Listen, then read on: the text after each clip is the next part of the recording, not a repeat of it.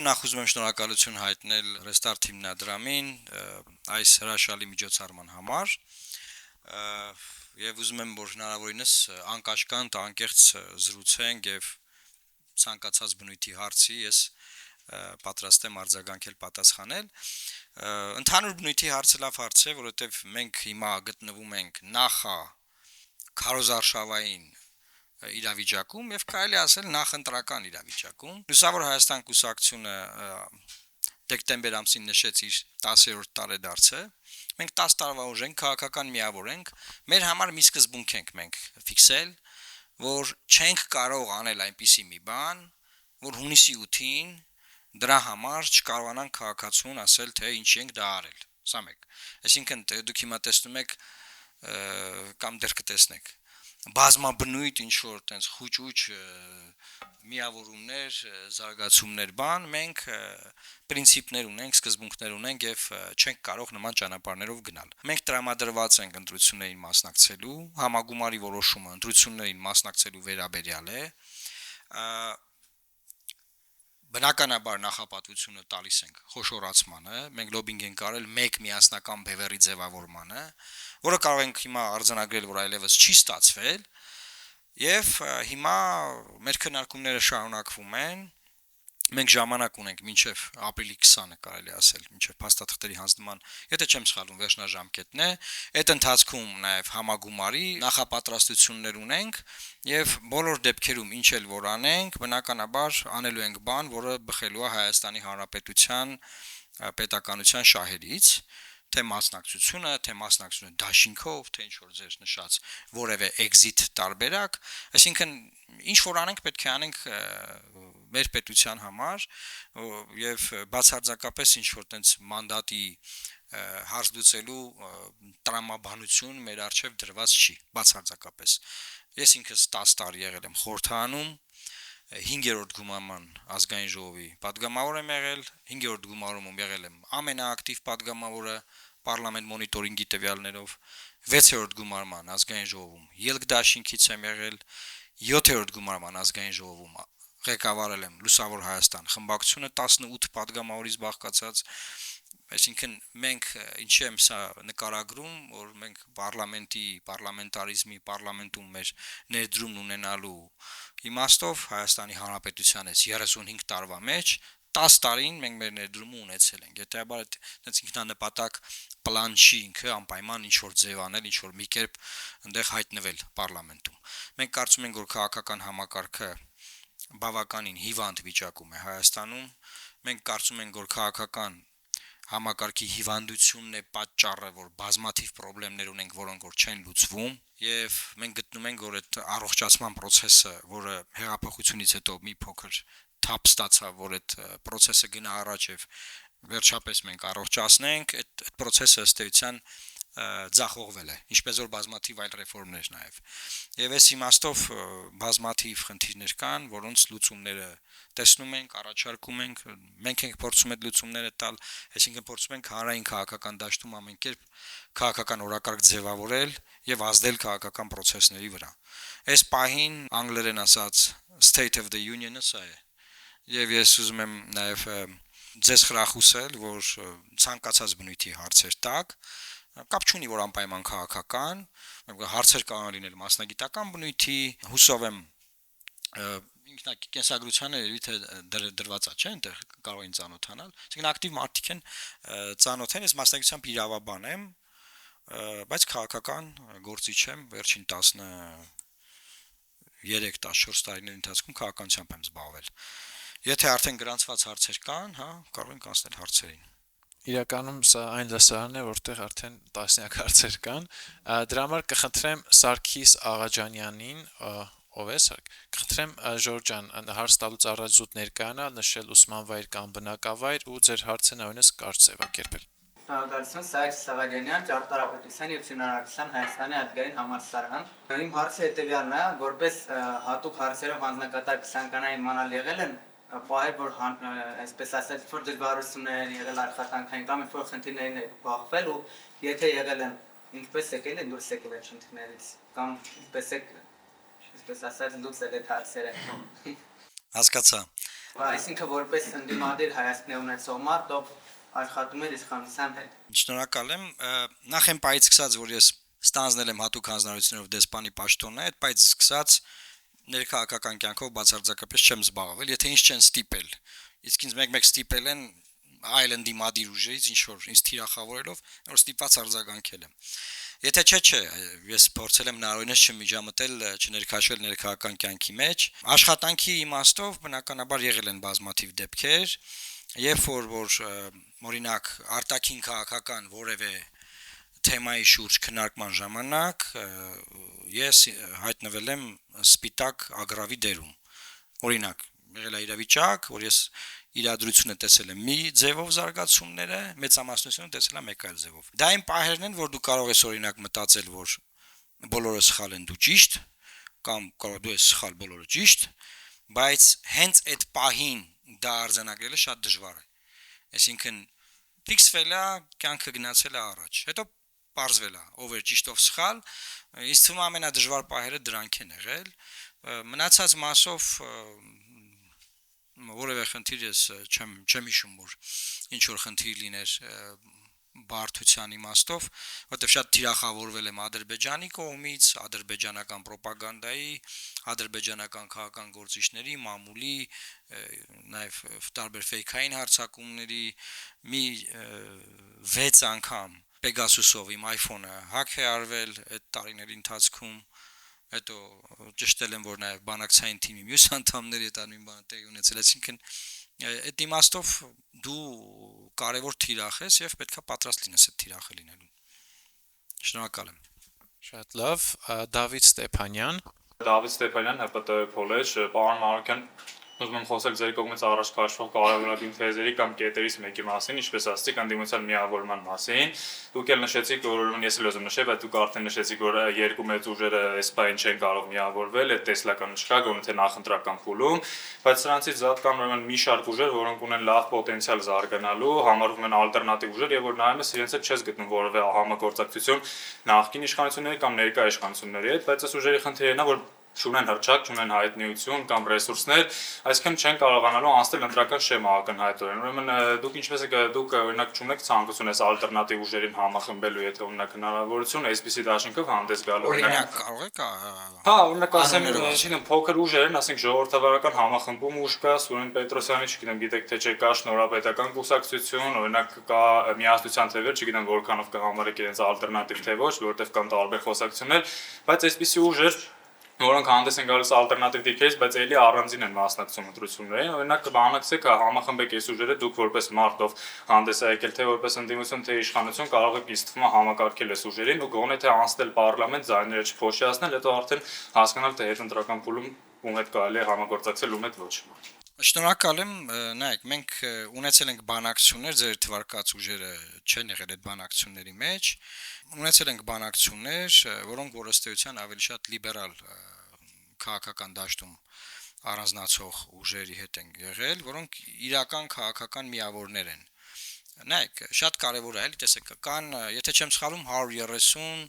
հիմա ամեն օր գրանցվում է, կուսակցություններ կան, 130 եւ ավել, կարող ենք վստահ երևի ասել, որ արդեն ավել է։ Բայց քաղաքական ուժ, որ sense հանգիստ արտաբերես, հա, շատ քիչ կան։ Մենք համարում ենք Լուսավոր Հայաստան կուսակցությունը քաղաքական ուժ է, ինստիտուցիոնալ։ Օրինակ Հայ ազգային կոնգրեսը քաղաքական ուժ է, ինստիտուցիոնալ։ Էլի կան, օրինակ Դաշնակցությունը քաղաքական ուժ է, ինստիտուցիոնալ։ Հիմա քաղաքացիական պայմանագիր է, քաղաքական ուժ է, ինստիտուցիոնալ։ Այսինքն կան ուժեր, որոնք ուղղակի նոր են ստեղծվել, դեռ պետք է ճանապարհ անցնեն, որ բարձր որ քաղաքական ուժ են, կան ուժեր, որոնք օրինակ նոր չեն ստեղծվել, բայց վերջին 5 տարով քաղաքական ոչ մի միտք չեն արտահայտել, եւ օրինակ ընտրությունից առաջ սկսում են զբաղվել, ասում են մենք պետք է մասնակցենք։ Հիմա եղբայր վերջին 5 տարում երկրում 1000-ով մի բան է եղել։ Ասենք, ո՞րն է եղել ձեր տեսլականը, եթե հարցեր եկել է թվարկել, կամ ինչ եք մտածել այդ ընթացքում, չէ՞։ Հայտնի չէ բացարձակապես։ Հետեւաբար հնարավոր չի ամեն ինչ համախմբել։ Մենք երբ որ լոբինգ ենք արել համախմբման բանաձևը, թեզը մեր հետևյալն է եղել, որ լանախ ամենամեծ ուժերը պետք է համախմբեն։ Նայ փոքրների հարցը այնքան էլ առաջնային չի, ասենց ձևակերպեմ։ Եթե խոշորները համախմբվեին, փոքրներինը հեշտ կլիներ միավորվել խոշորների հետ արդեն խոշոր բևեռի մեջ։ Չէ, բայց եթե խոշոր բևեռա ձևավոր, հա նախընտրական եմ ասում։ Պատկերացնենք մեկ բևեռա ձևավորվել ընդդիմադիր։ Կա ԿՊ-ն եւ մեկ ընդդիմադիր բևեռա։ Ու ով ասես կա parza մեջ, եթե մեկ ընդդիմադիր բևեռա, ով ասես կարա լինի, որովհետեւ այդտեղ խնդիր չի դրվում օրինակ բերեմ, հա, ազատականներ են թե պահպանողականներ։ Ես կարող եմ իրենց խնդիրը ձևակերպել։ Նրանք ովքեր ուզում են Հայաստանի Հանրապետության օրինակ անկախության հռչակագիրը պահպանվի որպես նախաբանում հղում սահմանության մեջ, նրանք ովքեր չեն ուզում։ Կարող ենք քաղաքական դաշտում նման բաժանում անել, վստահ եմ կարող ենք։ Այդտեղ չենք նայում ով է աճ, ով է ձախ, ծայրահեղ աճ, ծայրահեղ ձախ, հա։ Այսինքն կարելի է գաղափարական հենք դնել, միավորել։ Հայաստանում երբևէ միավորումները, որ նախկինում եղել են, չեն էլ եղել ծայրահեղ խորը գաղափարական։ Հիմա ելք դաշինքը, հա, նստել իրար հետ մի հատ ծրագիր ենք կազմել, բայց բացարձակապես տարբեր ուժեր ենք եղել։ Նստել ենք, փորձել ենք մոտեցնել։ Դա համար հետ գալով ձեր հարցին, այդտեղ կարևորը մեծերի համախմբումներ, որը արդեն չի եղել։ Այդ գիտեք այդ պատմությունը Գյումրի 2 անենք, այնտեղ նրանք ասում են չի լինելու Գյումրի 2, ես ասում եմ Գյումրի 1-ը չի եղել, որ հետո Գյումրի 2 անեն, ու տենց խոսակցություններ էլի։ Այս պահին դա այլևս բան այդ գնացքը գնացած է։ Մանր ուժերի մասով ես անկեղծ ուզում եմ ասել հետեւյալը, որ շատ ավելի լավ կլինի, եթե այդ ուժերը օրինակ փորձնական բաներ չանեն եւ ուղղակի ձեռնպահ մնան, ինչի եմ ասում, որովհետեւ սա այն ընտրությունները չի, որ ուղղակի պետք է գաղափարդ ներկայացնես։ Որովհետև սխալ տեքստը ասելով, եթե դու չես կարող անցնել բարիերը, մի մասնակցիր։ Դա ճիշտ տեքստ չի։ Դա ոչ մի քաղաքականուց չի գրանցվում նրա համար, որ տեսնի իրան կընտրեն նոր մասնակցի։ Ինքը գրանցվում է, որ գնա քարոզի իր գաղափարները, որ հետո կերևա իրան կընտրեն, թե չեն ընտրի։ Բայց կա էգզիստենցիալ պահեր, ծայրահեղ իրավիճակներ, որ ես կարծում եմ Հայաստանում հիմա այդ վիճակն է, որ պետք չի այդ փորձերը անել, այդ գաղափարները կարելի է ուրիշ ձևերով, ուրիշ պլատֆորմներով ներկայացնել, անպայման չի մտնել էլեկտորալ process-ի մեջ, որ այդ գաղափարները ներկայացնել։ Թե չէ, հա, աշխարհում ոչ մեկին չի կարող մեղադրել, որ բախի մասնակցի, որովհետև չգիտեմ ինչ եղավ։ Բայց այս իրավիճակներում այդ մեղադրանքը վստահ եմ լինելու է հունիսի 8-ին։ Տենց թեմա լինելու է, բան քննարկվելու է։ Այս հարցից ինչքան խոսանք դրա համար չեմ ուզում էլ շատ բան եմ, անցնենք մյուս հարց։ Հաջորդ հարցի համար Ալեն Վիրաբյան։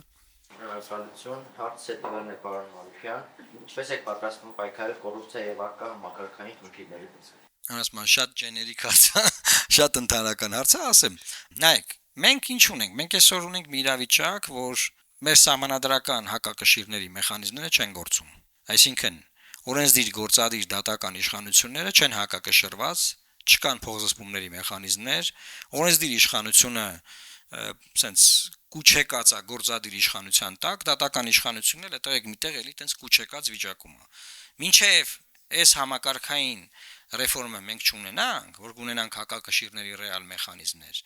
Մենք որ ասենք համակարգային կոռուպցիան վերացրել ենք, բան դրանք ուղղակի գեղեցիկ տեքստեր են։ Պարզա ես չէի համեմատի նախկինի հետ կոռուպցիան, որտեվ սխալ համեմատություն է։ Ես կասեի, որ օրինակ շանս է եղել հեղափոխությունից հետո 18 թվականի բազմաթիվ ռեֆորմներ անել, օրինակ Հայաստանի Հանրապետությունում վեթինգի կոնցեպտը շրջանառության մեջ ադրել լուսավոր Հայաստան կուսակցությունը պարլամենտում 19 թվականին։ Մինչև այսօր չի արվել այդ վեթինգը։ Ով էլ որ պետք է աներ այդ վեթինգը չի արել, ով էլ տապալել է այդ վեթինգը 2 օր առաջ ընտրվել է սահմանադրական դատարանի դատավոր քաղաքացիական պայմանագրի կողմից։ Ընդ որում, այն ուժի, որը որ ասում էր, որ չի կարելի որևէ քաղաքական ուժից մարդ գնա ՍԴ, հետո էլ դառնա ՍԴ նախագահ։ Ու ասում էին Հրայր Թոմասյանը չարիքա պետք է հանվի։ Հիմա իրանք ծնում են նոր նման չարիք։ Այսինքն նույն բանը ինչ ասել են, նույն բանը անում են։ Նույն բանը ինչ քննադատել, նույն բանը անում են։ Հետեւաբար կոռուպցիայի դեմ պայքարի իմաստով ինքը ուղղակի տեքստ չի։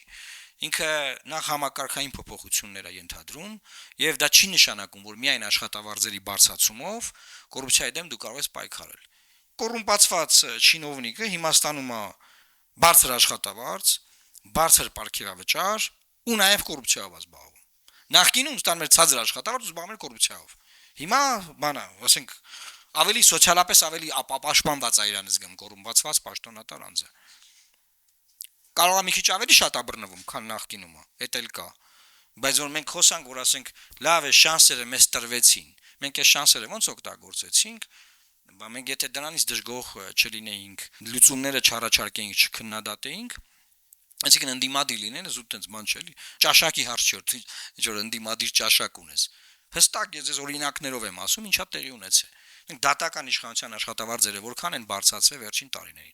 Բարձրացվել է։ Պետական ծառայողներինը որքան բարձրացվել է։ Պարքեավճարների ինստիտուտը ներադրվել, հիմա այս տարի արդեն մի հատ 3.5 միլիարդ դրամ բաժանեցին դեկտեմբերին, մի հատ 4.6 միլիարդ դրամ հիմա են բաժանում։ Բայց մենք ունենք բարձրագույն դատական խորհրդի նախագահ, ում որ վարչապետը SMS-ա գրում, այս մարդը հրաժարական է տալիս։ Վերջ այդ արված ռեֆորմը իմ աչքին այլևս փլուզված է, որովհետև դա ռեֆորմ չի։ Չի կարող ամենաբարձր դատական իշխանության ներկայացուցիչը SMS-ով հրաժարական տա։ Ընդ որում դրա մասին հետո հանվարչապետը ընդունի ինտերվյուում ասի, հա տենց ա եղել։ Համ ինքը ուրիշ ինտերվյուում ասի ճիշտ ասում տենց ա եղել։ Ես որպես փաստաբան ցանկացած գործով Եվրոդատարան կմտնեմ, կասեմ դատարան չկա այս երկրում։ Ու կհաղթեմ այդ գործերը։ Ինչի՞ փաստաբաններն օգտագործում են այդ кейսը, թե չէ։ Ուզում եմ ասեմ, այնքան բան է տեղ ունենում, որ նայում ես, հա, մի կողմից ինչ որ բան է արվում, ինչ որ process է գնում, մեկ էս մյուս կողմը մի հատ քայլ արվում, որ այդ որ ասում են կովին մի դույլ կաթը կթում են, հետո քացիա տալիս թափում է կաթը։ Այսինքն մի հատ մեծ գործ արվում, մեկ էլ կմփ։ Ջուրը լցվեց այդ ամեն ինչը։ Ինչի համար։ Հաջորդ։ Մանե Շաբոյան Շնորհակալություն, ես Մանե Շաբոյան, պարոն Միրոյանի դեսկացից հետևյալն է, ինչպես դուք էլ ձեր խոսքը նշեցիք, որ դուք եղել եք 2015 թվականի պարլամենտում, այնուհետև 5-րդ բռնապատգամավոր, այնուհետև եղել եք երկրաշարժից, իսկ դա դուք որպես անձ, ով ընդհանրապես տեղեկությունը եւ հասարակության աշխատանքների հետ կապված իր հայրը։ Մեր հասարակության Ինչ ունի կներեք։ հասարակության հետ աշխատանքների հետ կապված ընդհանրապես տեղեկություն։ Տեղեկություն։ Ավելի մանրամասներ դեպի հասարակությունը, քան ես։ Իսկ դա դուք եք ըստ ձեր, որովհետև ես հաջող կարող ասել, որ հիմնականացում են լիբերալ մտքերի հետ, կամ ինքները դերշակելով ասում եք, որ դուք բավականին լիբերալ եք։ Իսկ դա ըստ ձեզ արդյոք մեր հասարակությունը արդեն լիարժեք լիբերալ է, եւ եթե ոչ, ապա դուք ինչ մեխանիզմներով եք դա պատկերացնում մեր հասարակության ավելի լիբերալ դառնալու։ Շնորհակալություն։ Լիբերալները բաժանում են տարբեր խմբերի եւ ինքը տենց միանշանակ ուղղություն չի։ Օրինակ ես կարող եմ օրինակ բերել։ Եվրոպական լիբերալները խորապես տարբերվում են ամերիկյան լիբերալներից։ Օրինակ դեմոկրատական կուսակցությունը ամերիկյան, այո էլի ազատական են, լիբերալ են, բայց հանրապետականները պահպանողական են, էլի ազատական են, էլի լիբերալ են։ Մագա շարժումը պահպանողական է, բայց լիբերալ է։ Ուզում եմ ասեմ, ինքը միանշանակ ձևակերպում չի։ Ինչ արվում մեր հասարակությանը։ Մեր հասարակությունը լիբերալ չի։ Եթե լիներ լիբերալ, ազատական տենց շատ մեծ բան ունենար, շատ բաներ այլ կերպ կլինեին։ Ու ես ասեմ, կարող պետք է չի որ շատ լինի ազատական, որովհետև շատ հարցեր կան, որ մենք մեր ինքնապահպանման, ինքնությունը պահպանելու նաև այդ ենթագիտակցական բնազդով մենք դիմադրողականություն ունենք որպես ազգ։ Եվ օրինակ ես կողմ եմ ազատական տնտեսությանը, ես կողմ եմ։ Այո, պետքա տնտեսությունը ազատ լինի եւ չպետքա լինեն մոնոպոլիաներ, մարդիկ պետքա ինքնազբաղվածությամբ կամ չգիտեմ, այլ ձևերով իրավակազմակերպական, ոնց են ասում, հարստանան եւ հարստացնեն պետությունը, հա։ Բայց այստեղ քննարկման բան չկա։ Պետությունը ինչ դեր պետքա ունենա, պետքա պայմաններ ստեղծի։ Պետությունները ինչ դեր պետքա ունենա, պետքա պաշտպանի մոնոպոլիաներից։ Այսինքն մոնոպոլիա կա, փոքրներին ճնշում են, դեմպինգ են անում, պայմանավորվում են, գին են պայմանավորվում, թե պետություն պետք է լինի։ Պետությունը պետք է այդտեղ դեր ունենա։ Օրինակ հիմա գալիս է զատիկը, չէ՞, մյուս շաբաթ։ Ինչ է տեղի ունենում, ձուն թանգանում է, չէ՞, հա, խիա ձուն թանգանում, պանջարկը մեծ է։ Պետությունը պետք է զբաղվի այդ պահին, գույցունի հանձնաժողով, մրցակցության հանձնաժողովը։ Եվ նայ, արդյոք այս թանկացումը, որ թանկանում է, ինքը օբյեկտիվ է։ Թե ուղակի մարդիկ առից օգտվում են, թանկացնում են։ Կամ օրինակ այսօր աշխարհում նավթի ճգնաժամ է սկսվում։ Հիմա թանկանալու է նավթամթերքը։ Դիզելային, բենզին, յուղեր եւ այլն եւ այլն։ Օբյեկտիվ է, օբյեկտիվ պատճառներ կան։ Բայց արդյոք օրինակ հին ներկրվածն է պետքա թանկ վաճառվի։ Պետությունը պետքա կարգավորիչ դերակատարում ունենա։ Վերադգամ մարդուն։ Ես ամբողջ կյանքս զբաղվել եմ մարդու իրավունքների պաշտպանությամբ։ Մարդը նաև մեր կրոնի համատեքստում քրիստոնեության, հայ առաքելական Սուրբ եկեղեցու մարդն է որոշում իր կյանքի բոլոր ընթացքները, ասենց ասեմ, հա։ Սակայն չարի, բարու, կարելի, չի կարելի վերաբերալ կան կանոններ։ Այդ մարդը որոշում է մեղքեր է գործում կամ չի գործում ըստ իրա, չէ։ Ըստ ընդհանուր ընդունված բարոյականության կանոնների։ Բայց մարդը որպես այդպեսին ազատ է, յուրաքանչյուր ոք անկրկնելի է, ձեզանից յուրաքանչյուրից ոչ մի հատ այլևս չկա, դուք անկրկնելի եք։ Հետեւաբար մարդու իրավունքների իմ սովորած կոնցեպցիայով յուրաքանչյուր մարդ յուրահատուկ է եւ նրա իրավունքները բխում են նրա մարդկային արժանապատվությունից։ Մարդը կարող է իր ապրած կյանքի ընթացքում օրինակ հանրության համար դառնա մի մարդ, որին ոչ ոք չի հարգում, չի սիրում։ Չեմ կարող լինի հարբեցող, խաղամոլ, մի քանի հոդվածներով դատվի, դուրս գա, բան, բայց իր մարդկային արժանապատվությունից բխող նրա իրավունքները անկախտելի են։ Չի կարող որևէ կերպ դրանք նրանից տարանջատել եւ դեգրադացվել, անկախ նրա վաստակից հանրության մեջ իր կենցաղվարությամբ։ Այսինքն նայելա մարդ, այն մեկն է, որ դասախոս է, բոլորը հարգում սիրում են, բոլոր հարևանները բարևում են, ոչ մի անգամ ոչ մեկին վատ բան չի արել, բան նայելա մարդ։ Բայց արժանապատվության իմաստով մարդկային, երկուսի մոտ նույնն է, իսկ այն մյուսի մոտ իր կյանքի ապրած վաստակի իր անցած ճանապարհի իմաստով բնականաբար տարբերվում է։ Նա կունենա այլ հարգանք, այլ ճանաչում, այլ ընկալում, այն մյուսը այլ։ Այս իմաստով ես հետևում եմ այդ բազային իրավունքների կոնցեպտին, որը ազատական է, եւ ես դա սովորել եմ Մարեկ Նովիցկի մարդու իրավունքների դպրոցում Վարշավայում դեռևս 2000-ականներին։ Նովիցկին մահացել է, այսինքն ինքը ատոմային ֆիզիկ էր, ընդհանրապես իրավաբան չի, իրավունքի մասնագետ չի, բայց դիսիդենտական շարժման առաջնորդներից էր եւ ամենալավ ինքն է տվել այս ձևակերպումը։ Դրա համար եմ ասում։ Շնորհակալ եմ։ Արմեն Խեչումյան Չեք կարծում, եթե 2020 թվականին չհամագործակցեք իշխանության հետ, այժմ ավելի բարձր շանսեր կունենայիք խորհրդարան անցնելու ու չեք պաշտպանում այդ համագործակցության համար։ Շնորհակալ եմ հարցի համար, ուրեմն պատգամավորներ ունեին, որ նոր էին ընտրվում ու վարչապետին կամ կառավարության որևէ անդամի հարցը ձևակերպում էին, տենց չեք կարծում, ու հետո հարցը դեպքեր ունեն, որ ասում են չենք կարծում։ Ու հարցը մնում էր դամար ես խորհուրդ եմ տալի երբեք հարցը չձևակերպել, չեք կարծումով սկսվելով, բայց ես հարցին կպատասխանեմ։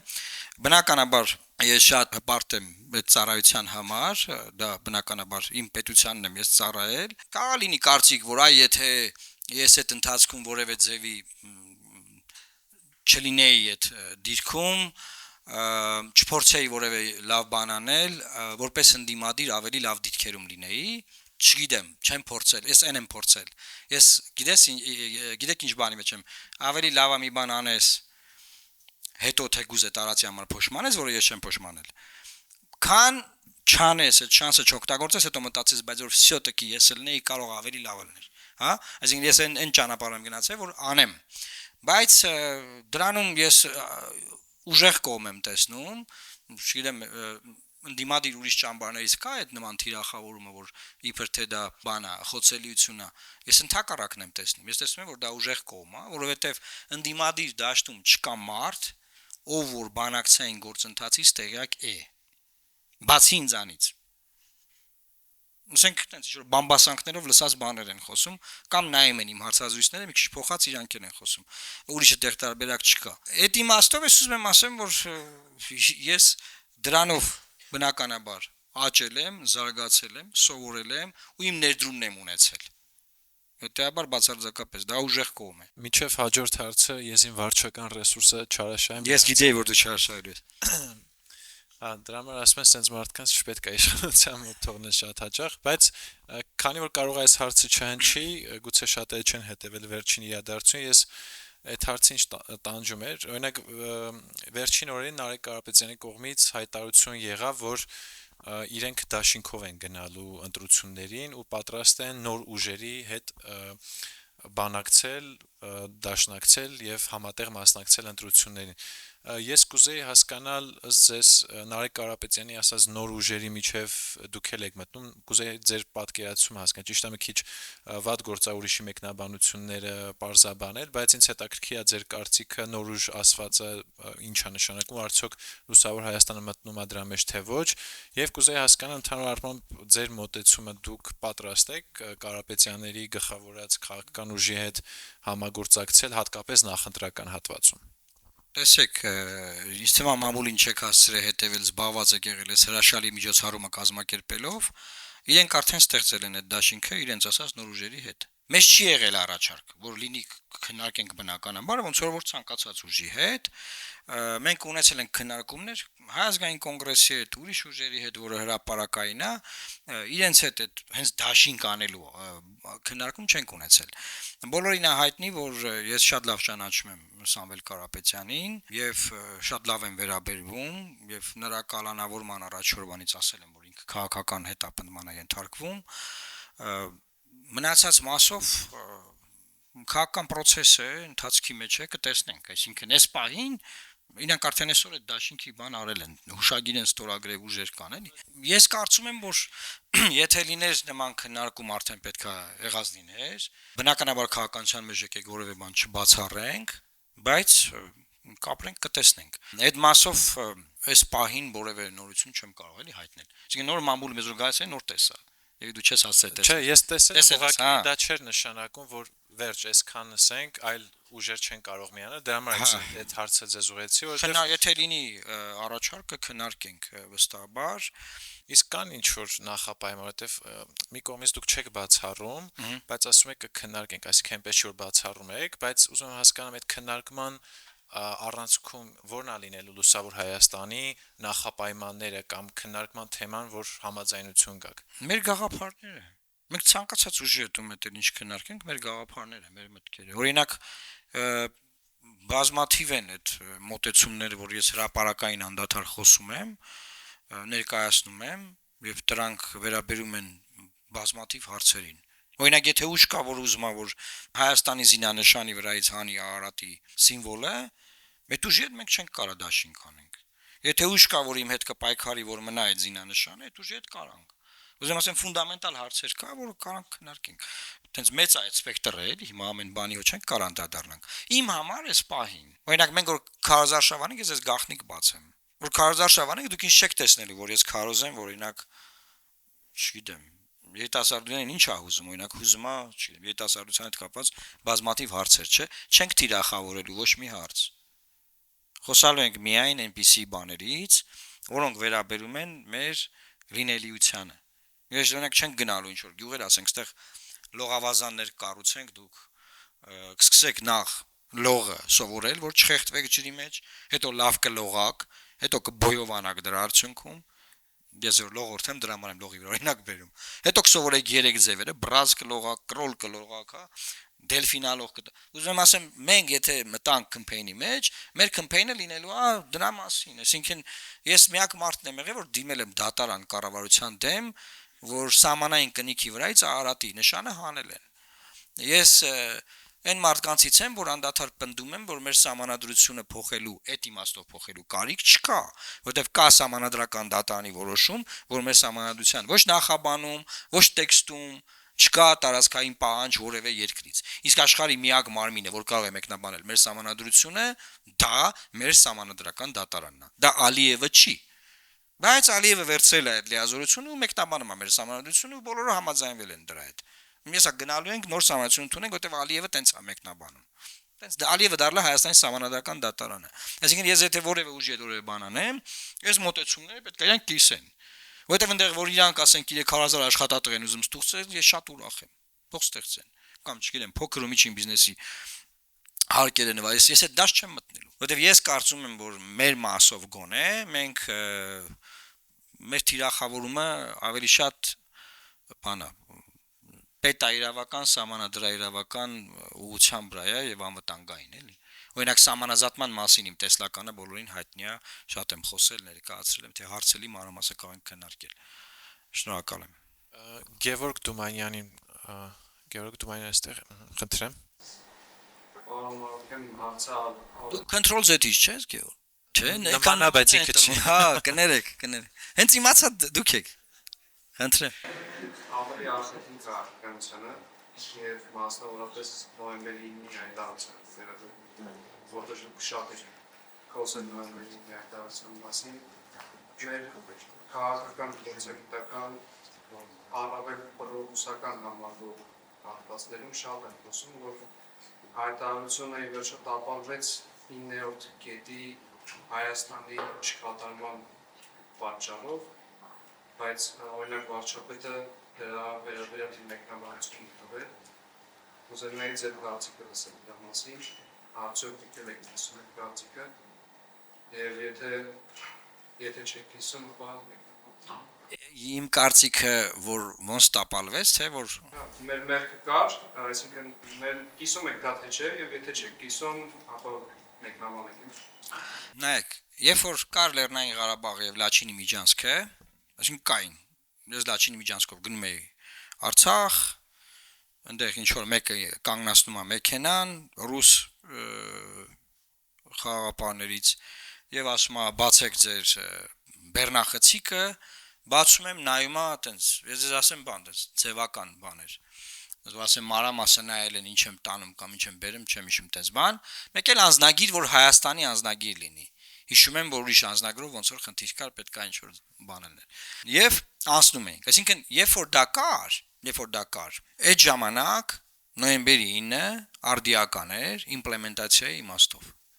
Երբ որ դա չկար, բայց մենոնք շարունակում էին քննարկել, թե ոնց անեն, ոնց ճանապարհ տան Ադրբեջանին։ Ես պնդում էի, որ մենք պետք է նոյեմբերի 9-ով պահանջենք հանդիպում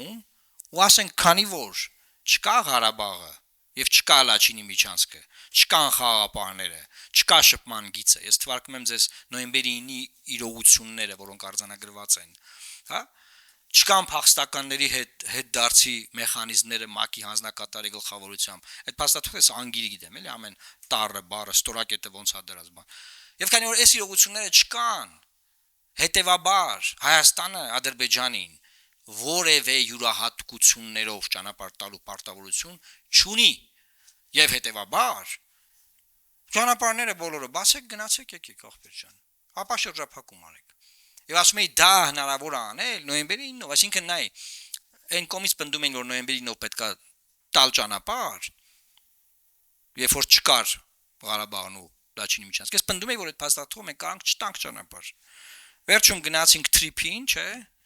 Դե թրիփը արդեն հիմա էս պահին ոնց որ թե չկա էլ տենց բան,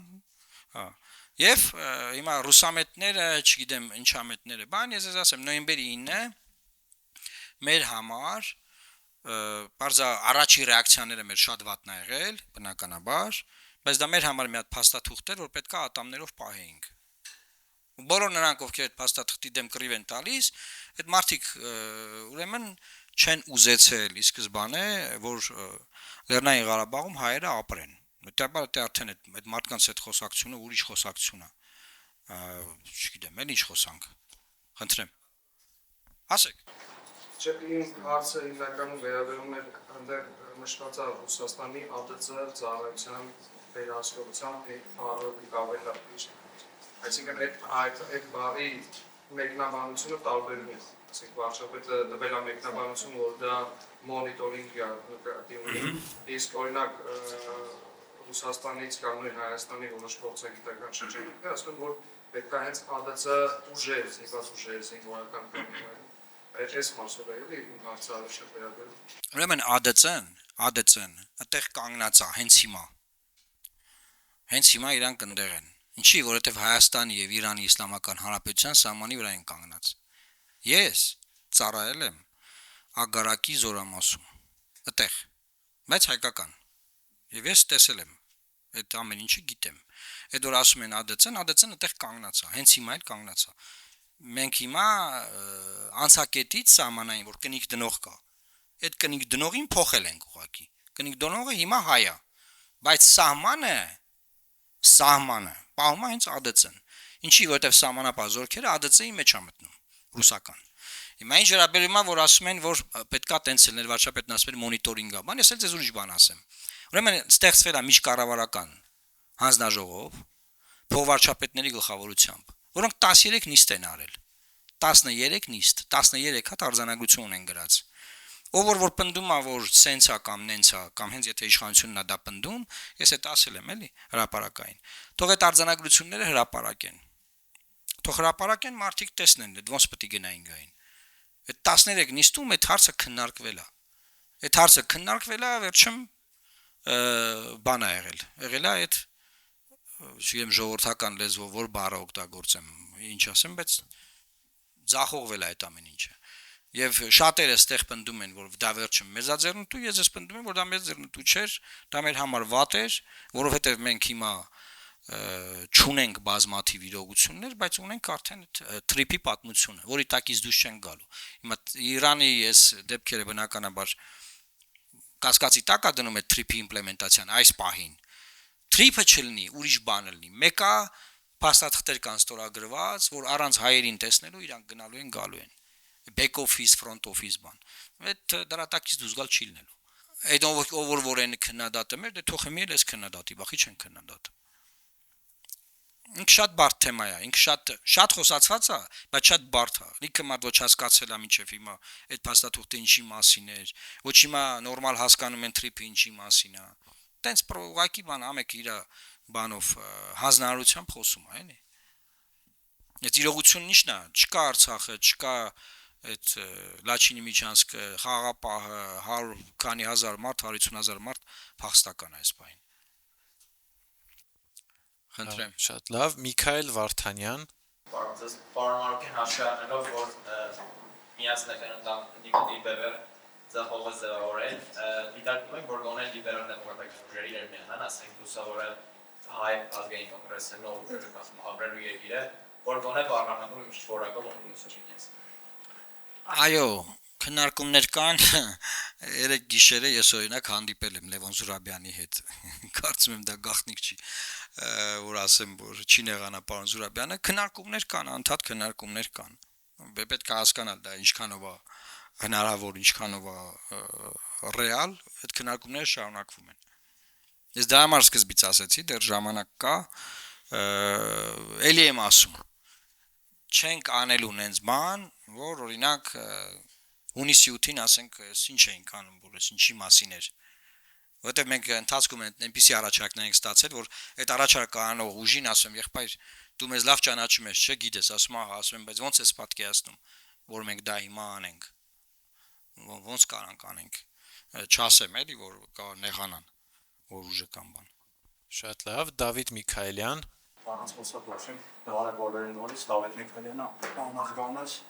ես եղել եմ ՀԱՊՀ-ի ուսանող ինքնական կուրս եմ եկել, նավայցենցի համահիմնադիրն եմ ու բիզնես համակարգ եմ կառուցում։ Քանի որ շատ եմ հեռու քաղաքականությունից մի քիչ ցաներ հարցնամ, պարոն Մարուկյան։ Ես վերցնելով տարբեր кейսեր, օրինակ Սերգեյ Գալիսկին, Ռուբեն Վարդանյան իր սկզբի տարիներին, տեսնեմ, որ մարդիկ կարող են հասարակության օգտակար լինեն, առանց քաղաքական դաշտ մտնելով։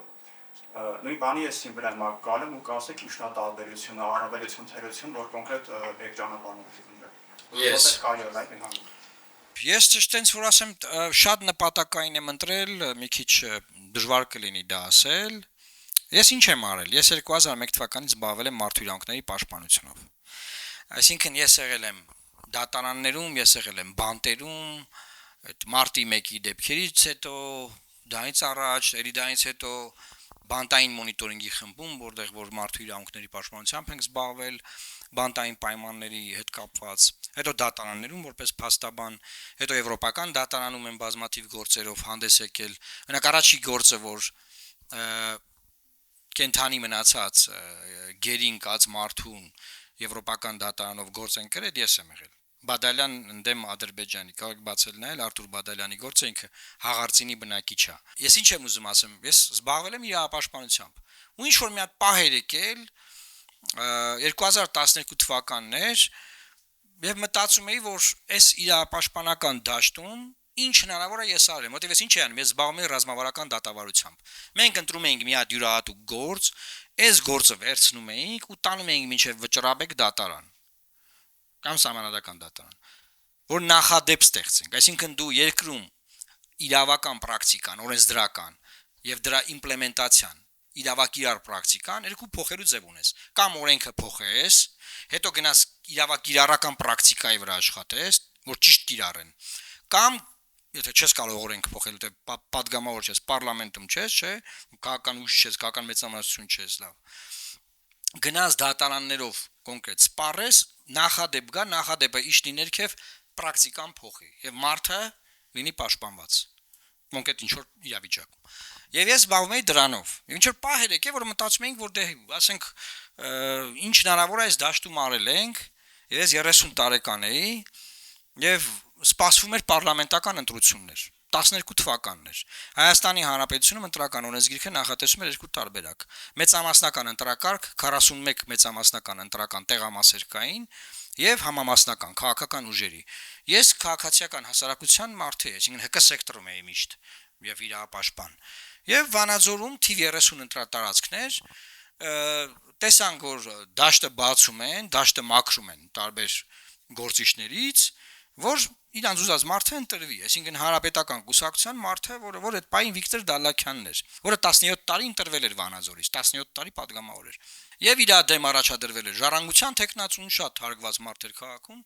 Դաշնակցության տեխնացուն շատ հարգված մարդ էր քաղաքում, Հայ ազգային կոնգրեսի տեխնացուն, որը քաղբանտարկյալ էր եղել արդեն մարտի 1-ի դեպքերով բանով դուսեր եկե բանդից, էլի շատ հարգված մարդ, ու ես, այսինքն 5 տեխնացու էինք։ Ես առաջադրվեցի 30 տարեկան ջահել տղա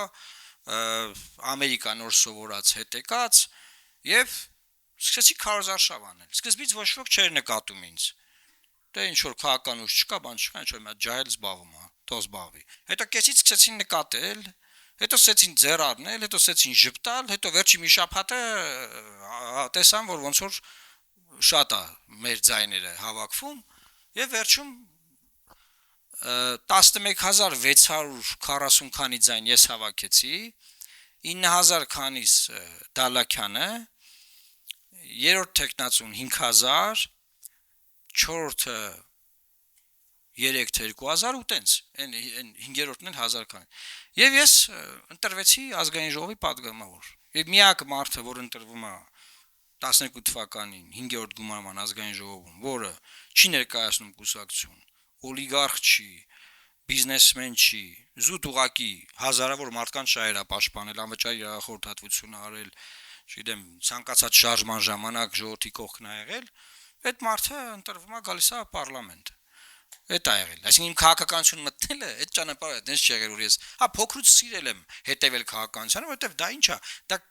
հիմա որ այնակ մարդիկ կան ասում են, ես չեմ զբաղվում քաղաքականությամբ։ Այդ ինչ է նշանակում։ Այսինքն իրան մեկը խնդրել է ինքը գնա ելույթներ ունենա։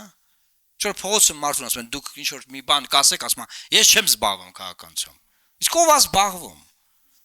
բայց որ ասենք իր տրանսպորտի գինը թանգանում է ինքը բողոքում է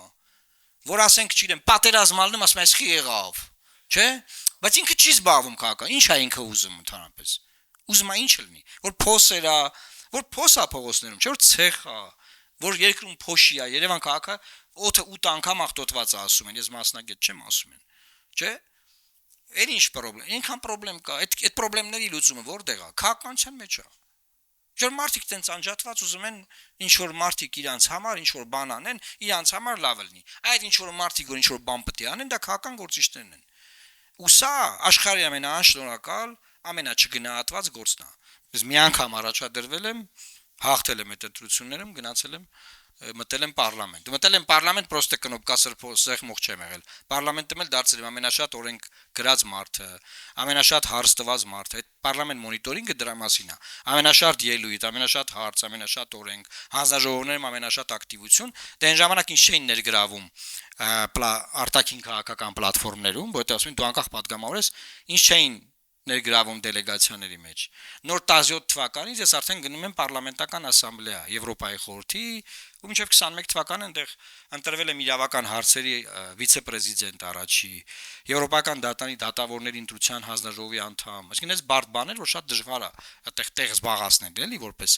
փոքր պատվիրակության ներկայացուցիչ։ Հայաստանի պատվիրակությունը փոքր է շատ մեր պատվիրակությունը։ Տենց է եղել քաղաքականություն մտնել։ Դե իսկ բիզնեսմենի մասով որ դուք ասում եք, շատ լավ է, բիզնեսով զբաղվեք, տնտեսության մեջ ձեր հաջողությունները ունեցեք, վաղը մյուս օրը որ ուժին կհամակրեք, ֆինանսավորեք։ Այսօր բիզնեսը վախում է Հայաստանում քաղաքական ուժ ֆինանսավորի։ Հեղափոխությունից առաջ վախենում են, հեղափոխությունից հետո վախենում են։ Մեկ կարաս ինձ ինչն է հիմա լավ ավելի ասենք, ինչա փոխվե։ Այդ իմաստով գոնե։ Խնդրեմ, ես ձեր հարցի վրա շատ ջղայնացա։ Էդգար Զատիկյան Լուսավոր Հայաստանը անդամակցում է Եվրոպայի լիբերալների ու դեմոկրատների դաշինքին կամ ԱԼԴԵ-ին։ Իրենց արտաքին քաղաքականության առաջնահերթություններից է ԵՄ-ի ուժեղացումը, ինստիտուցիոնալացումը, Ուկրաինայի աջակցությունը պատերազմում, մարդու իրավունքների պաշտպանությունը եւ այլն։ Հարցը հետևյալն է, ինչքանով է ձեր նախընտրական ծրագիրը ներառելու այս առաջնահերթությունները ու արդյոք դուք կիսում եք այն տեսլականը, որ Հայաստանը պետք է լինի Եվրամիության անդամ։ Շնորհակալ եմ Լուսավոր Հայաստան կուսակցության հիմնադիր փաստաթղթում կանոնադրության մեջ գրված է, որ Հայաստանը պետք է լինի Եվրամիության անդամ 2015 թվականին, բայց ուզում եմ ասել, որ երբ որ մտանք քաղաքականություն սկսեցինք զբաղվել, տեսանք, որ տենց բանա հնարավորինի արվեստի մեջ չի մտնում դա, եւ բնականաբար մեր ախորժակը չափավորեցինք, մենք լոբինգ արեցինք ասոցիացիան համաձայնագիրը շատ ուժեղ եւ Հայաստանը մի գիշերում շրջվեց եւ ստորագրվեց բանը ԵՏՄ-ն։ Ազգային ժողովի 7 падգամավոր է դեմ քվեարկել, մեկը ես եմ եղել։ Որից հետո մենք արդեն տոտալ ինտեգրված ենք ԵՏՄ-ի մեջ եւ մեր տնտեսությունը հիմա ԵՏՄ-ից ուժեղ մեծ շահույթներ ունի։ Ինչի որովհետեւ վատ բան է տեղի ունեցել ու պատերազմ կա այնտեղ, այդ պատերազմի պատճառով նաեւ հիմնականում էս պահին։ Ինչ վերաբերում է Հայաստանի Եվրոմիության անդամակցությանը, դուք տեսաք, որ մենք օրենք ունենք ընդունված արդեն։ Ես ես բացառիկ բան ասեմ։ Չէր կարող հավասար նորմալ պայմաններում որևէ երկրում օրենք ընդունվել, որ այդ երկիրը ուզում է ԵՄ անդամ դառնա, ու ԵՄ բարձրաստիճան 3 պաշտոնյաներից մեկը գոնե չողջուներ։ Մեր պարագայում չի եղել։ Ոչ ոք չի, որևէ հայտարարություն, որևէ բան չի եղել։ Ոչ մի բան։ Բայց ասում մենք չկանք այդ օրակարգի մեջ։ Հիմա իմ ասածն ինչն է, այսինքն մենք պետքա շատ adekvat լինենք այդ իմաստով, եւ ես ավելի շատ հակված եմ հետեւյալ ուղղությամբ։ Կառուցել եվրոպական մոդելի պետություն, որը հենց հիմա այս պետության մոդելն է, բայց ինստիտուտները չէ։ Պետությունը հա,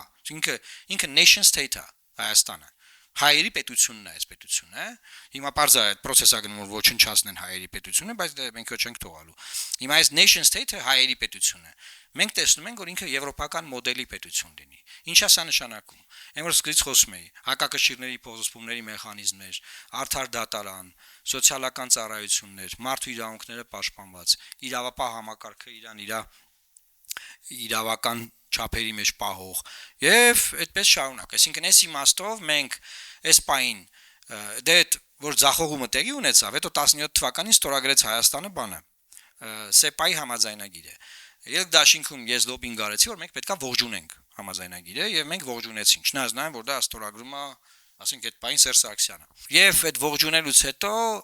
ես ուզում եմ ձեզ տեղեկացնել, որ 26 թվականին հիմա ՍԵՊԱ-ի իմպլեմենտացիան հայերեն ոնց է, այսինքն կիրարկումը, հա, այս պահին ձախողված է։ Մենք նայ մի երկիր, որը պարտավորություններ է ստանձնել, դա ցանկ է, գործողությունների ծրագիր է։ Այդ գործողությունները ձախողելը ինքը խոսա, որ մի հատ էլ ուզում է մի հատ ուրիշ ցանկ, որը ԵՄ անդամակցությունն է, դա բան է էլ, որոնց որ ասենք ձեռ առնես մարդկանց։ Հիմա նաև մի հատ ուրիշ ցանկեր ենք ստացել, դա էլ վիզայի լիբերալիզացիայի ցանկն է։ Էդ էլ պետք է արվի, որը էլի ոչ մի բան արած չի։ Եվ այս իմաստով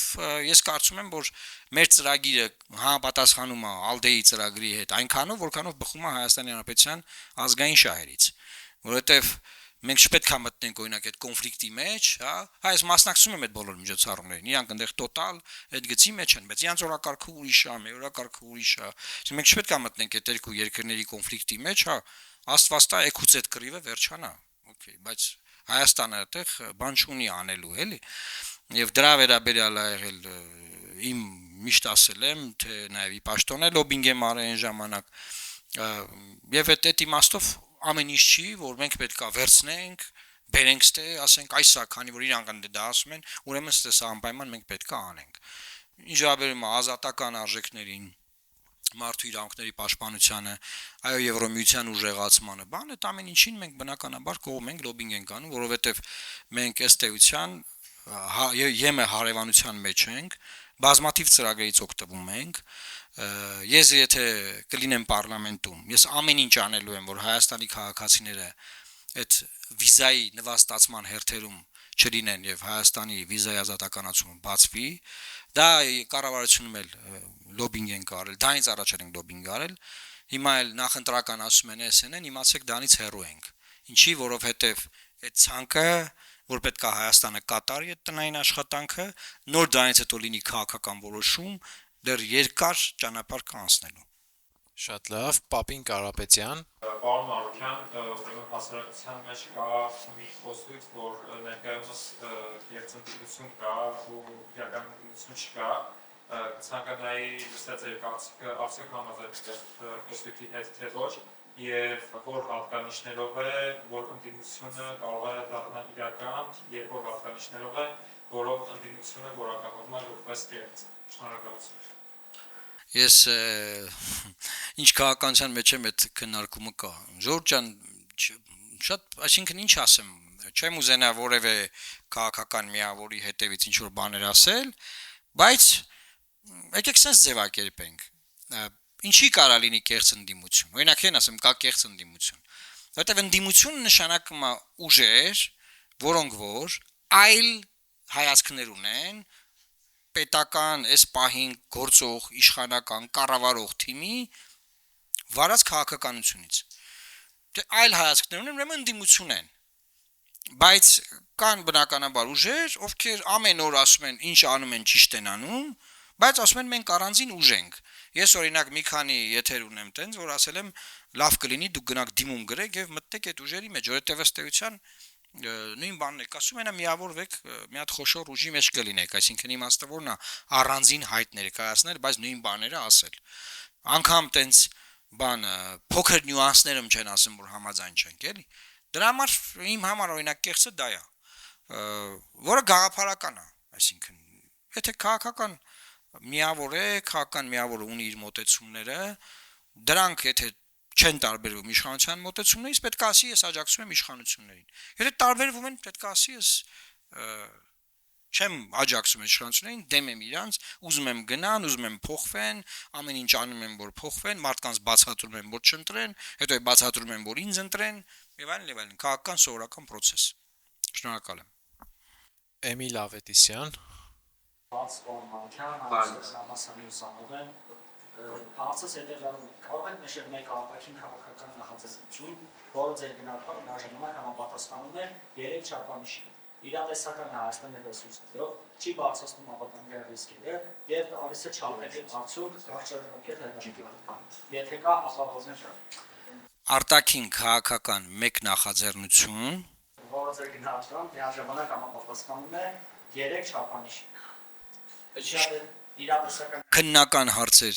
այսինքն այսօրվա վարվող արտաքին քաղաքական, հա? Օրինակ Հայաստանի Հանրապետությունը դիմել է Շանհայի համագործակցության կազմակերպության անդամակցելու համար։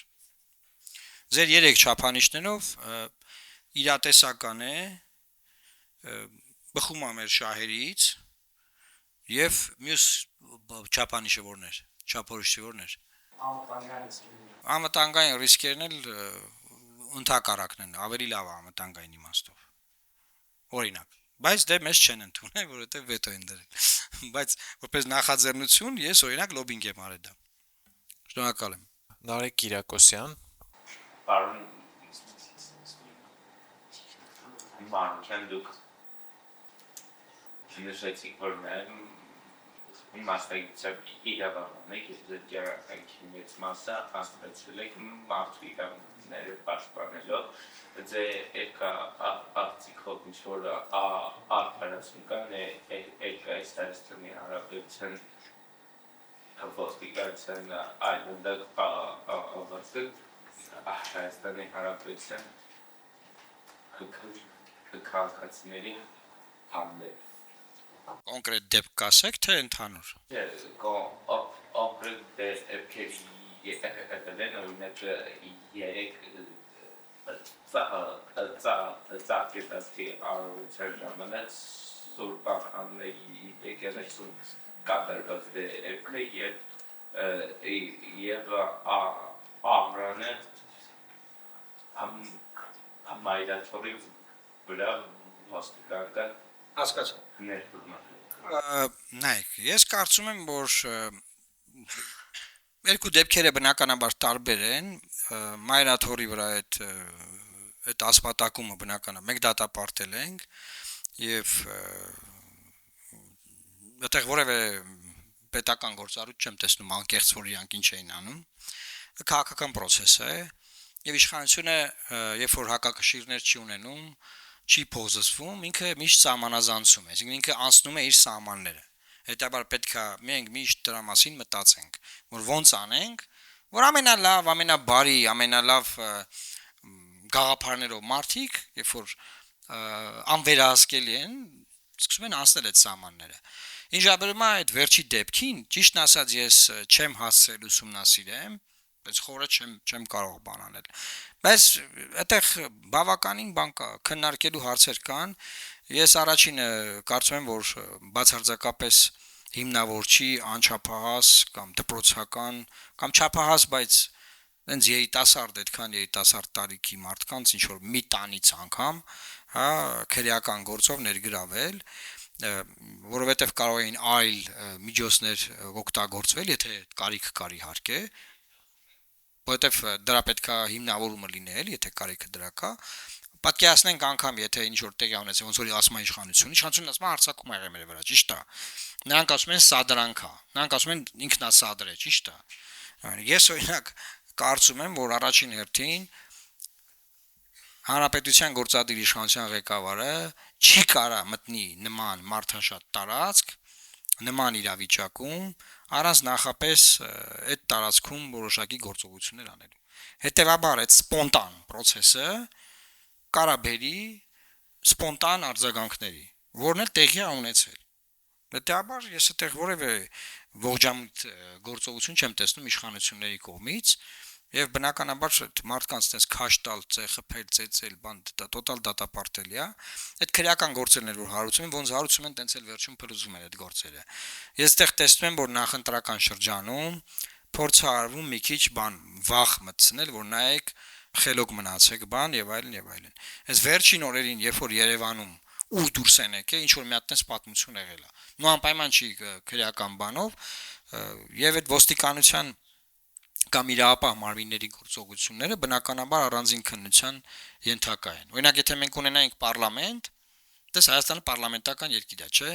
Իբր թե եթե Հայաստանը ռեալ պարլամենտական երկիր լինել, պարլամենտում լիներ ռեալ պաշտպանության, ներքին գործերի եւ ազգային անվտանգության մշտական հանձնաժողով, հիմա այդ հանձնաժողովում լսումներ լինելու այս հարցով եւ բավականին ծանր քննարկումներ լինելու իրապահ մարմինների համար, որի համար նաեւ նրանք պատասխանատվություն են կրելու։ Բայց քանի որ չկա ոչ այն եւ ուղակի դեկորացիաներ է, ինչ որ մարտիկ են, ինչ որ դեմքերով ինչ որ գնում գալիս են դեք ու ստանում են մեր հարկատների վճարած փողերը, դա մանել լեսա տեղ ունենում։ Ես հույս ունեմ մի օր քննվեն այդ բոլոր դեպքերը, վստահ եմ որ մի օր քննվեն, դրանց իրավական իսկական գնահատականները կտրվեն։ Հիմա տոտալ քաղաքականացված է։ Գայանե Մալոյան Գայանե Մալոյան, Ներքին Շարբակ, 90 միջնակարգ դպրոց։ Անկեղծ ասած իմ հարցը քիչ առաջ հնչեցված հարցերից մեկն էր։ Ինձ հետաքրքիր է, որ Հայաստան կուսակցությունը, եթե անցնի 2026 թվականի ընտրություններում, արդյոք կշարունակի ներկայացուցիչ իշխանությունների ծրագրերը, հատկապես ԵՄ մտնելու հարցը, առհասարակ վիզաների ազատականացման հարցը կոչման Եվրոպա, այլ նաև Ասիա, եւ արդյոք արտաքին գործերի նախարարության եւ կրթության, գիտության, սպորտի մշակույթի նախարարության հետ ինչ որ քննարկումներ կգնան, որպեսզի ծրագրերը թեկուզ ուսումնական առումով շատանան, քանի որ ես ուսումնասիրում եմ, ինչ որ կրթական ծրագրեր չեմ տեսել, որ կօգնեն դեպի Ասիա եւ Եվրոպա գնալու սովորելու համար։ Շնորհակալություն։ Շնորհակալ եմ, ես ուզում եմ ձեզ ասել, որ երբ որ ես ձեր տարիքին էի, շատ ավելի քիչ հնարավորություններ կար արտերկրում սովորելու, քան հիմա։ Ես 3 անգամ քննություն եմ հանձնել, նոր 3-րդ անգամ հնարավորություն եմ ստացել Միացյալ Նահանգներում սովորելու մագիստրատուրայում, բայց ուզում եմ ասեմ, որ հիմա հաստատ ավելի շատ հնարավորություններ կան։ Ինչ վերաբերում է մենք որ անցնենք ԿԳՄՍ-ների հետ կապված, իսկ առաջի բանը որ պետք է անենք, պետք է Մեսրոբ Մաշտոցը QR կոդից վերադառնա դեպի Մեսրոբ Մաշտոց, առաջի բանը որ կարելի անել ԿԳՄՍ-ների հետ։ Ինչ վերաբերում է մնացած ծրագրերին, բնականաբար պետք է երիտասարդության համար հնարավորություններ ստեղծվեն, որ նրանք տեսեք գիտելիքը ունեն։ Մեր երիտասարդները շատ խելացի են, կիրթ են, լեզուներ գիտեն, բան, բայց այն գործիքները, որոնք որ անհրաժեշտ են, օրինակ դրսի բուհերում դիմել եւ այդ, չգիտեմ ոնց տալ, scholarship-ներ ստանալ, կրթաթոշակներ ստանալ, հա, կամ պետությունը մեր կրթաթոշակներ տա եւ լավ աջակցի, դրանք ես չեմ տեսնում, որ օրինակ մենք հեշտացնում ենք մարդկանց գործը։ Տենց ովքեր որ տենց պինդ ճակատ ունեն այդ պատերը բախվելով գնում են ինչ որ ձևի տեղ են հասնում երիտասարդները էլի բայց որ պետական աջակցություն լինի ավելի շատ մարդ կուղարկենք մենք հաստատ այդ իմաստով այո ես շատ անելիքներ տեսնում եմ ինչ վերաբերում է ԵՄ-ի հետ կապված մենք արդեն խոսեցինք այդ մասին ինչ վերաբերում է վիզաների ազատականացմանը ես ասացի որ բնականաբար մենք ամեն ինչ անելու ենք որպես նաև եվրոպական ուժ ԱԼԴԵ-ի անդամ ուժ այդ լոբինգի լծակները մեխանիզմները մենք ունենք քաղաքական իմաստով նաև բազմաթիվ բաներ կան որոնք որ օրինակ տեսեք հանրահրճակված են բոլորս գիտենք որ այս մի հատ լավ բան կա բայց որ մտնում ես դրա տակ նայում ես իրականում ոչ մի բան տեղի չի ունենում ուղղակի PR-ը արվել ու տակը բան չկա ես կարծում եմ այդ բազմաթիվ լավ գաղափարներ կան որ այսօր ասված են պետքա բնականաբար դրանց տակը բովանդակություն դրվի եւ դրանք կյանքի կոչվեն այդպես բան չի որ ասենք եթե իշխանությունն ասել իշխանության օրոք է այդ խոսած վիզայի ազատականացումն է որ իշխանության օրոք է եղել միշտ խոսածվել է բայց պլանը հիմա ենք ստացել հիմա է այդ պլանը հիմա այդ պլանի իրականացման անկեղծ եմ դες ասում կարողություններ այս կառավարությունում չկա այսինքն կարողություններ մարդկային կարողություններ որ այդ պլանը իրականացնեն որտեղ այդ պլանը ինչու այդ պլանը սեպայի պլանը մենք չենք իրականացրել ձախողել ենք եւ ԵՄ-ն նշանակել է Հայաստանի վրա բաներ էքսպերտներ որ օգնեն որ սեպան առաջ գնա մոնիտորինգ գա սեպա իրականացման հանրային հրապարակված որոնք մտնեք կարդակ ասենք խայտարակ վիճակը դատական իշխանություն ոստիկանություն հերթով բոլոր սեկտորները գնահատված են անկախ փորձագետների կողմից էլի ես չեմ գնահատել կամ այլ քաղաքական գործիչ Արամ Կարապետյան Ողջունում եմ բոլորին, Կարապետյան Արամ, ՊՏ քոլեջ, հարցս հետևյալն է պարոն Մարոկյան, կա արդյոք այն քաղաքական որոշումը ձեր ողջ քաղաքական գործունեության ընթացքում, որը կորակավորեիք որպես ամենաբարձ քաղաքական որոշումը։ Շնորհակալություն։ Շնորհակալ եմ, գիտեք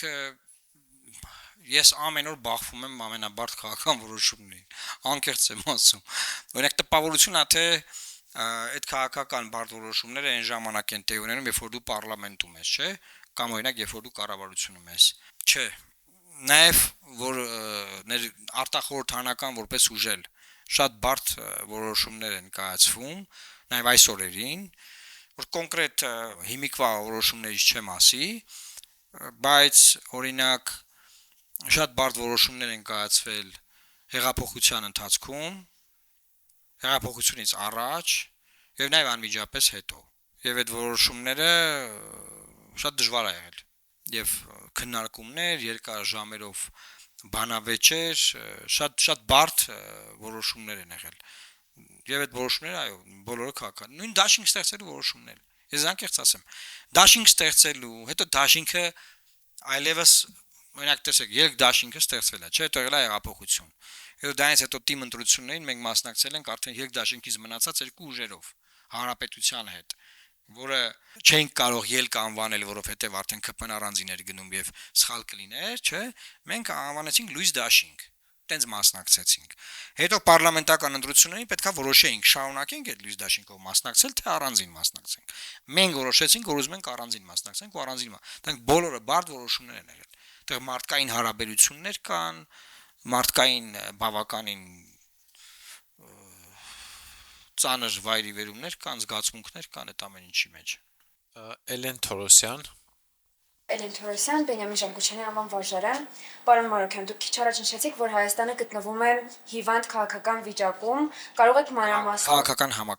քաղաքական համակարգում եւ կարող եք մանրամասնել ինչ նկատի ունեք այդ հիվանդ բառի տակ եւ ինչպես կարող եք պետությունը հանել այդ անդունդի միջից ու ի սկզբանե որ ասպեկտների բարելավումը կնպաստի ունենալ հետագայում կայուն քաղաքական վիճակ եւ արտաքին բազմավեկտոր քաղաքականություն։ Շնորհակալություն։ Այս մի հարց չէր, բազմաթիվ հարցեր էին։ Նայեք, երբ որ ասում ենք հիվանդ քաղաքական համակարգ, նշանակում է, որ Հայաստանում քաղաքական կուսակցությունները, քաղաքական ֆինանսավորման աղբյուրները, Հայաստանում կարծիքի ձևավորման ինստիտուտները, այսինքն մեդիաները, նրանց ֆինանսական աղբյուրները եւ այլ նաեւ մարմիններ, որոնք որ քաղաքացիական հասարակությունում ձևավորում են հանրային կարծիքը եւ քննարկումներ են տեղի ունենում եւ մարդը կարծիքա ձևավորում եւ հասկանում է ինչը ինչա հացը չորից տարանջատում է այդ ամեն ինչը Հայաստանում չի ենթարկված անհրաժեշտ ռեֆորմների եւ շարունակում է մնալ նախկին ռեժիմի ժամանակվա բարքերի մեջ Եվ այդ իսկ պատճառով Հայաստանում քաղաքական առողջ process-ներ տեղի չեն ունենում։ Այս ընտրություններն որ լինելու են, դրանք առողջ ընտրություններ չեն։ Դրանք հավասար մրցակցություն, քաղաքական ուժերի հավասար պետական մոտեցում։ Օրինակ ես մի հատ օրինակ ասեմ, ես 10 տարվա քաղաքական ուժի ղեկավար եմ, ճիշտ է։ 10 տարվա պարլամենտական եմ, ճիշտ է։ Հայաստանում ամենահայտնի 5 բրենդներից մեկն է Լուսավոր Հայաստանի բրենդը։ Վատա, լավա, անցի ռեյտինգը ինչքան է ռեյտինգը, էական, ամենահայտնին է։ 5 ամենահայտնի բրենդներից մեկն է։ Ես ամենահայտնի քաղաքական գործիչներից մեկն եմ, ճիշտ է։ Ես ամեն օր ինչ որ քաղաքական խոսք ասում եմ։ Բայց կա ժողովրդի կողմից ֆինանսավորվող հանրային հեռուստաընկերություն, որտեղ չեն հրավիրում ինձ եթերների։ Հիմա սա առողջ քաղաքական համակարգի արդյունք է։ Խի չեն հրավիրում։ Այդքան վախենալու եմ։ Ուզում ես էլի օրինակներ կամ ասեմ։ Օրինակ ինչի բիզնեսը չի կարողանում ազատորեն ֆինանսավորել քաղաքական ուժերին, ում հավանում է։ Վերջին հաշվով սիմպաթիաներով էլ է, էլի չէ, սիմպաթիա կա ինչ որ մեկին ֆինանսավորում։ Խի են վախենում։ Կմտնեն կփագեն այդ հիմնարկը։ Տեսել եք, չէ՞, որ ասում եմ, փագեք ասում եմ։ Փագեք ձեզ ասում եմ։ Բայց մարդիկ նայում են, չէ՞, դիեթերները։ Կփագեն, հասկանում եք։ Բայց այդ բիզնեսը գնում է շարք է կանգնում, շարք։ Ու ֆինանսավորումը, ասենք, իշխող ուժի դրամայի թայթում։ Այդ ո՞նց ալնում։ Այդ ո՞նց է բառնում։ Ոնց ալնում, որ ասենք որևէ ուժ ունենում է 60 անդամ, հետո դառնում է իշխանություն, ունեմ 6000 անդամ, ոնց ալնում։ Այդ ինչ պատեապաշտերի, այդ ոնց ալնում, այդ մարդիկ հենց ով իշխանությունա գնում են դեն անդամագրվում։ Այդ է հիվանդ քաղաքական համակարգը։ Դա է հիվանդ քաղաքական համակարգը։ Հետո իշխանություն չի լինում, դառնում է 50 հոգի օրինակ։ Մենա կան տենում եք։ Այսինքն քաղաքական համակարգի հիվանդությունը շատ բազմա ժամերով կարանք խոսանք սրա մասին։ Ես ուղղակի ամենացածուն մի քանի օրինակ եմ բերում։ Եվ ոնց կարանք դա փոխենք, բնականաբար դրա փոխելու ձևը շատ հեշտ կա։ Այդ ձևը տրվել է այսօրվա իշխանությանը 18 թվականին։ Չի արել։ Դե նպատակային չի արել, ոչ նպատակային չի արել, չեն կարեցել, տենց հազար մի մահանակ է, էլի, որ տենց ամիսով կա պատմեն, խի չի եղել։ Ինչ որ մատնես պատմություն կա, որ ասում է հոգեորականը մտնում է գյուղ, դիմավորում են, ասում է ինչի զանգերը չեն խփում, դե ասում է 44 պատճառ կա այս զանգերը չխփելու համար, բայց դրանցից մեկն է նա, որ զանգեր չկան։ Զանգ չկա, էլի։ Հա։ Մենք գրեթե 9 րոպե ունենք ոնց որ բոլորը սպառեցին։ Ես իրականում 15 հոգի նկատել, բայց մի քանի անգամ էին գրանցվել որոշ մարդիկ, բայց ես կուզեմ վերջին հարցնել ես տամելի վարչական ռեսուրսս օգտագործելով, բայց նաև քաղաքական համակարգի վերաբերյալ մի հատ դիտարկում էլ է ուզում անեմ, որովհետև ոնց որ թե դուք դա բաց թողեցիք։ Մի կողմից իհարկե բիզնեսը ազատորեն չի կարողանում այլ քաղաքական ուժերի գումար տա, օրինակ Լուսավոր Հայաստանին, բայց մյուս կողմից այստեղ իշխանությունից կհակադարձենք, ասեն մեր հիմնական հավակնորդ ընդդիմության թևերը բոլորը բիզնեսմեններ են, օրինակ Գագիկ Ծառուկյան, Սամվել Կարապետյանի մասին խոսք չկա, եւ Ռոբերտ Քոչյան, որ ունի ապրոնի գույքի եւ այդ բռնագանձման բանով անցնում մտածակարգով, այսինքն մի կողմից նաեւ դա էլ է խնդիր, որ ապուրինի գույք կուտակած կամ շատ մեծահարուստ մարդիկ էլ всё-таки կարողանում են, հա, ռեսուրսներ գեներացնել եւ լինել հիմնական ընդդիմությունի տարբերություն Լուսավոր Հայաստանի, որը պետք է այլ բիզնեսմեններից խնդրի, որպեսզի իրեն գումար փոխանցեն։ Եվ վերջին հարցը արտաքին քաղաքականության մասով կուզենամ տամ, այնուամենայնիվ հնչեցին հարցեր Եվրամիության անդամակցություն եւ այն, բայց կարծում եմ մի փոքր ձեր պատկերացումը կարծում եմ չկարողացաք ամբողջովին տեղ հասցնել։ Օրինակ գործող իշխանությունը հստակ օրինակ հայտարարում է գոնե դեկլարատիվ մակարդակում, չեմ ասում դա լավ իրականացնում են թե ոչ, որ մեկ կենտրոնից կախվածությունը պետք է նվազեցվի, բալանսավորման քաղաքականություն, դիվերսիֆիկացման քաղաքականություն, ընդդիմությունը կամ այն հավակնորդ ուժերը, որոնք ըստ հարցումների հաստատ կանցնեն ազգային ժողով, այդքան էլ հստակ չեն ընդգծում, որն է իրենց արտաքին քաղաքականության հստակ պատկերացումը, օրինակ իրենք խնդիր համարում են, որ մենք Ռուսաստանից 70%-ով մի շարք ոլորտներում կախված ենք ու դա պետք է նվազեցնենք, թե ոչ։ Հիմա կուզեմ հասկանալ Լուսավոր Հայաստանը արտաքին քաղաքականության մասով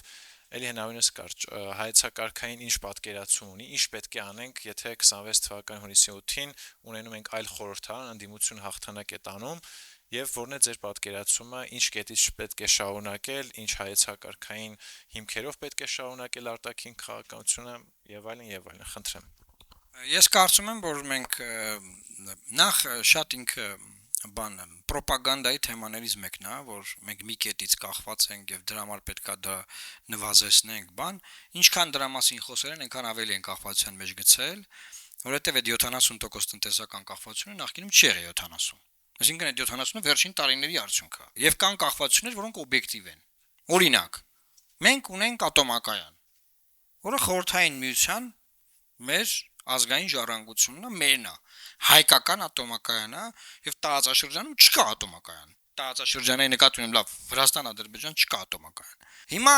այդ ատոմակայանը մենք գիտենք, որ քանի որ խորհրդային միությունից է մեզ մնացել, հետաբար ինքը սպասարկվում է որտեղից։ Ռուսաստանից։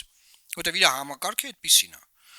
Հիմա ասենք ինչ անենք, ինքը օբյեկտիվ իրողություն է, էլի ժողովուրդ։ Եվ կա լոբինգ Թուրքիայից ու Ադրբեջանից, որ մենք լավ կլինի ատոմակայան չունենանք։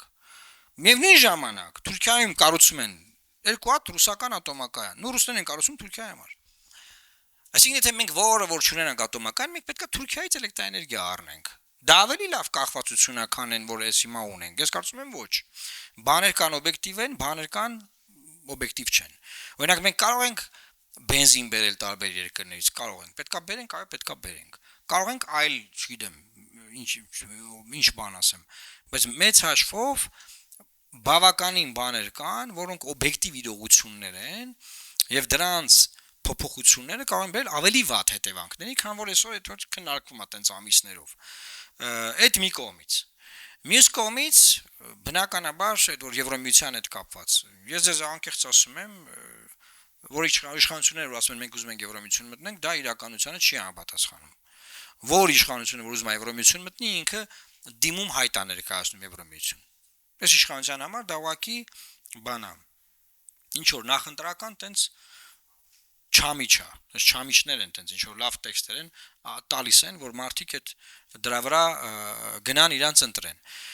Իրականությունը հետեւյալն է։ Իրանք էլ են հասկանում, որ Եվրոմիության անդամագրվելու հնարավորություն չկա այսօր։ Կա հնարավորություն ինստիտուցիոնալ համագործակցության, որի մասին եսի պատասխան մեր հարգարժան մասնակիցներից մեկի ես պատասխանեցի, որ մենք մոդելը եկեք կառուցենք, մոդելը ինստիտուտներ եկեք կառուցենք, որը ոչ ոք մեզ չի խանգարում դրանում։ Ոչ մի անվտանգային ռիսկ չկա, որ մենք այդ մոդելի ինստիտուտներ կառուցենք։ Հետո կտենանք այդ Եվրոմիությունը ուր է։ Մեծ հարց է Եվրոմիությունը, ոնց որ մենք գիտենք։ Օրինակ, ոնց որ ես գիտեի Եվրոմիությունը 12 թվականին, ու այսօր դրանք բացարձակապես տարբեր մարմիններ են ժողովուրդ։ Այն Եվրոմիությունը, որ 12 թվին կար, այսօր ուրիշ Եվրոմիություն է։ Եվ մենք չգիտենք, երբ որ ինքը պատրաստ է լինի մեզ անդամակցել, մեզ ներգրավել, ինքը ինչ ձևի Եվրոմիություն է լինելու։ Եվ վերջի բանը, որ տեղի ունեցավ, վարչապետը գնաց, ուր էր գնաց։ Եվրոպարլամենտում ասաց, որ միակ խնդրումը, որ մենք չենք անդամագրվում, դա այն որ Վրաստանը չի անդամագրվում։ Այսինքն, որպեսզի մեզ չասեն, որ դուք եք մեղավոր, տենց գցինք վրացիների վրա, եկանք տուն, որ դե տենց իրանց հետ տեսեք ինչ եք անում, հետո կխոսանք։ Այսինքն, անդադար Հայաստանը բան է անում։ Փորձում է տենց շրջան, ասած ինչ որ մի հատ թեմա գտնենք, բան անենք։ Ավելի լավ չի անկեղծ ասել ժողովուրդ ջան, Եվրոմիությունը մեզ ոչ մեկ չի սպասում, բայց ոչ մեկ մեզ չի խանգարում այդ ստանդարտներով ոստիկանություն ստեղծել։ Ոչ մեկ չի խանգարում դատական համակարգը այդ ստանդարտներով կառուցել։ Արտաքին քաղաքական մասով Հայաստանի Հանրապետությունը արևմուտքում հայտնի է, որ Հայաստանը թեքվում է դեպի արևմուտք։ Հիմա ես ձեզ մանրամասն ասում եմ։ Այդ արևմուտք թեքվելը ինչ նկատի ունեն, օրինակ, որ արևմուտք ենք, թե որտեղ ենք արևմուտք դեպի թեքվել։ Իսկ եթե մեզ պարտադրելու են, որ մենք դառնանք ուղղակի Թուրքիայի փոքր բանը շուկայի սպառողը, դե մենք մեծ շուկայի չենք։ Դա արևմուտքի հետ կապ չունի, բացարձակապես։ Բացարձակապես։ Եթե Եվրոպա Ամերիկա նկատի ուներ, իմը սուտ է ասում, որովհետև չկա տենց ուղղություն։ Ում խափում է ձեզ, որովհետև այդ երկու ուղղությունները մենք չկանք։ Իրանց օրակարգը որ բացեք կտենանք, որ Հայաստանի Հանրապետություն չկա այդ ցանկի մեջ։ Ում սուտ է ասում։ Հետեւաբար Հայաստանին պետք է իր ունեցած այսօրվա ունեցած հարաբերությունները պահել այն երկրներից, որոնցից ունի ռազմավարական կախվածություն տարբեր հարցերում, այդտեղ փորձել հարաբերությունները բարելավել, եթե վատ բաներ են եղել վերջի տարիներին եւ եղել են, դրանք ռեստարտ անել, դե հայ-ռուսական հարաբերություններում կա այս ռեստարտը ձերանունն էր, հա, բազմաթիվ նմանատիպ բաներ, խնդիրներ կան, այդ խնդիրներով շատ adekvat զբաղվել, Այսինքն մենք ունենք իրավիճակներ, որ տենց գորգռում են, ունենք իրավիճակներ, որ երբ որ մի հատ ինչ-որ Սերկո օրով էր մի հատ տատիկ էր մոտեցել վարչապետին եւ տենց այդ խոսակցությունը գնաց հրասավ։ Ով տեսա, ով էր տեսնեցի ծաղում այնտեղ։ Որասով, այ ամո չի մեր բարեկամներն են, հեսա ես գնալու եմ իրանց մոտ։ Ոչ մի խնդիր չկա։ Այսինքն այնտեղ ասենք երբ պետքա բանը ցարը բանը շատ գիտեմ, թոգը կարապնարան են մեզ տանում, ուզում են քաշտան տանեն մենք հորթի պես մեզ տանեն, սպանեն բան, ու այդ, այսինքն ես այդ խոսույթը ես չեմ ընկալում։ Դա ես քաղաքական իմաստով համարում եմ վնասակար, բացարձակապես։ Չի կարելի այդ իմաստով էլ համ նալին խփել, համ մեխին, չիլնեմ տենց։ Եթե մենք ամփոփում ենք, էլ ոչ մի բան չունենք քննարկելու, ես, հա, ամփոփում ենք։ Հա, շատ կարճ ուզում եմ ասեմ, որ ես շնորհակալ եմ այս հանդիպման համար։ Ես ուզում եմ, որ դուք բոլորը ոնց հասկացա ուսանողներ են, լավ սովորեք։ Ես մի թեզ ունեի ժամանակին, տարբեր աուդիտորիաներում սա ասում էի։ Թեզը հետևյալն էր, որ քանի որ մենք 1.5 միլիոն մարդ ենք կորցրել ցեղասպանության ժամանակ, հայերը, էլի։ Դեմար մենք պետքա տուրբո մոտորով ապրենք։ Ինչա դա նշանակում։ Այսինքն մենք պետք է ապրենք նաև այդ 1.5 միլիոն մարդկանց փոխարեն։ Եվ դուք գիտեք, որ վերջին տարիներին նաև մենք հազարավոր մարդիկ ենք կորցրել։ Չէ՞։ Եվ մենք հիմա մեր սերունդները, այս ձեր սերունդը, իմ սերունդը, ավելի են մյուս սերունդները, մենք ունենք բարոյական պատասխանատվություն, որ մենք պետք է ապրենք բոլորի այն նրանց տեղը նաև, ովքեր որ չկարողացան ապրել։ Այսինքն միավել լեզու սովորեք, միավել գիրք կարդացեք, միավել անգամ, չգիտեմ, ինչ որ սպորտային վարժություն արեք, միավել նոր այս տեխնոլոգիաներով բան արեք, որովհետև մենք քիչ ենք, մենք որակով ենք, եւ մենք պետք է մեր որակը բազմապատկենք։ Մեր անելիքը սա է, ու ես գիտեմ, որ դուք ուղղակի սովորական ուսանողներ չեք, եթե ստեղ եք դուք բազմապատկիչներ եք, այսինքն ինչ որ մենք խոսում ենք, դուք կարող եք սա բազմապատկել, ավելի շատ մարդկանց փոխանցել, ես խնդրում եմ, որ նաև այս ուղերձները փոխանցեք։ Շնորհակալ եմ, Աստված պահապան։